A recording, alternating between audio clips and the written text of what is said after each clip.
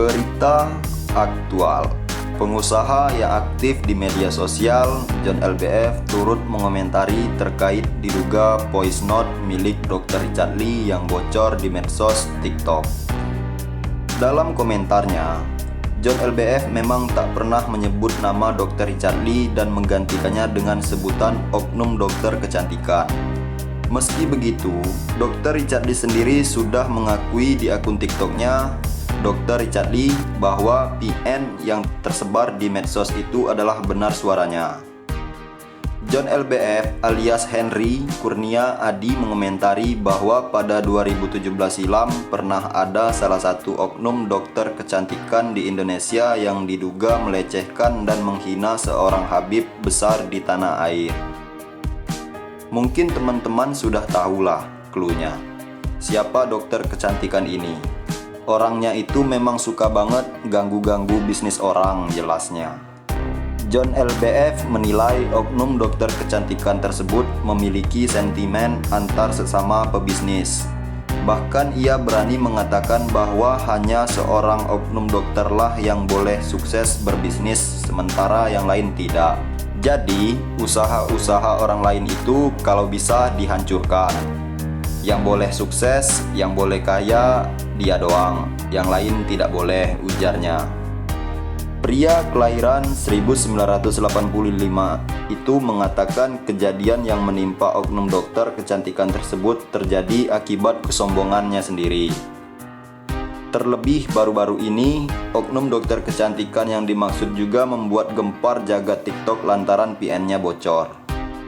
Di akhir PN tersebut berisi pesan Dr. Richard Lee yang ditujukan kepada Elia Miron untuk mewartakan Injil untuk misionaris lebih baik. Hal itu seolah tidak mencerminkan dirinya yang seolah tertarik untuk mempelajari agama Islam. Terlebih dalam konten podcastnya, belakangan juga Dr. Richard Lee banyak mengundang para ulama. Hal inilah yang turut menjadi perhatian John LBF. Sebab sebagai mu'alaf, ia sempat merasa senang ketika ada orang yang memutuskan memilih jalan yang sama dengannya, yaitu memeluk agama Islam. Masya Allah. Sebagai seorang mu'alaf, saya mu'alaf. Ini kayaknya saya akan dapat keluarga baru. Ada oknum dokter kecantikan ini dapat hidayah dari Allah Subhanahu wa Ta'ala, ujarnya. Ternyata itu cuma kedok. Kamuflasenya dia untuk mencari simpati publik. Jadi ketika dia lagi bermasalah, dia mencari simpati, menjilat ke masyarakat, itu dengan melakukan aktivitas-aktivitas pencitraan seperti itu, tambahnya. Menurutnya, kejadian yang menimpa oknum dokter kecantikan itu lantaran sifatnya yang terlalu sombong dan jamawa. Saya kasih tahu ke Anda ya, oknum dokter kecantikan yang lagi viral, rekening saldo itu nggak ada suaranya, tegasnya. Pria berdarah Cina Jawa itu meminta agar oknum dokter kecantikan tersebut tidak terlalu memamerkan harta kekayaannya. Sebab di luar sana masih banyak orang yang lebih kaya dan sukses. Untuk itu, sebagai pebisnis, tak perlu menunjukkan kekayaan. Di atas langit masih ada langit, jangan pernah merasa lu doang yang kaya, tegasnya. Ia menambahkan, kesombongan adalah awal kehancuran. Dirinya pun berharap agar setiap pebisnis bisa hidup dengan semestinya tanpa harus memamerkan harta kekayaan.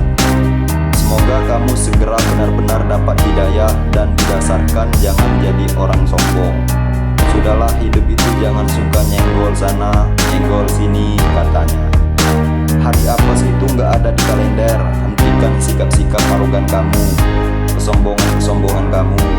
Semangat ya, semangat menghadapi netizen Indonesia, sambungnya.